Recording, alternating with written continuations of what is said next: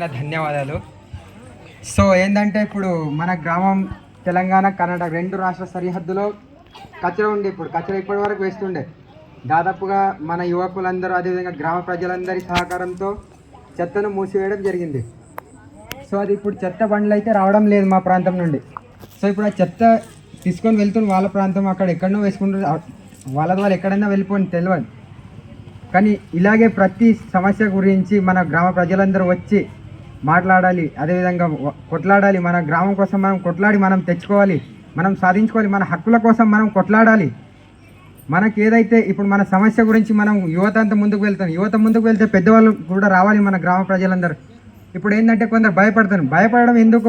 వాళ్ళకి ఏమైనా తల వంచిన వాళ్ళ ముంగట వాళ్ళు ఏమైనా నిజాం రాజులు ఉన్నారంటే నిజాం రాజుల ముంగట కూడా తల వంచినట్లు ఇప్పుడు నిజాం రాజ్యం కాదు ఇది. ఏమైనా ఇది మన స్వాతంత్రం వచ్చిన దేశం, ఇది స్వతంత్ర దేశంగా మనం అసలు మన హక్కుల కోసం మనం కొట్లాడాలి. రేపు పొంద మీకు ఏదైనా సమస్య ఉంటే మా యువత అంతా వస్తే అదేవిధంగా మీరు భయపడకుండా ఎక్కడైనా వెళ్ళండి.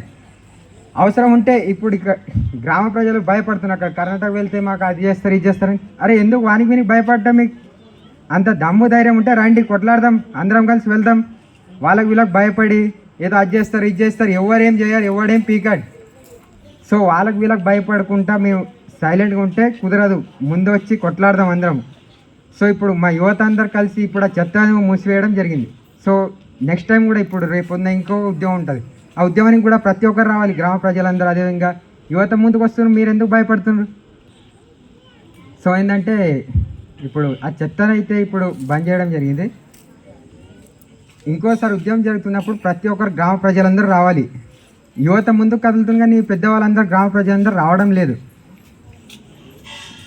ఇప్పుడు తెలంగాణ ఉద్యమం జరిగింది. తెలంగాణ ఉద్యమం జరిగేటప్పుడు 1200 మంది బలిదానాలు తెలంగాణ ఈ గడ్డ మీద పుట్టి పెరిగిన మనం సంతోషించాలి.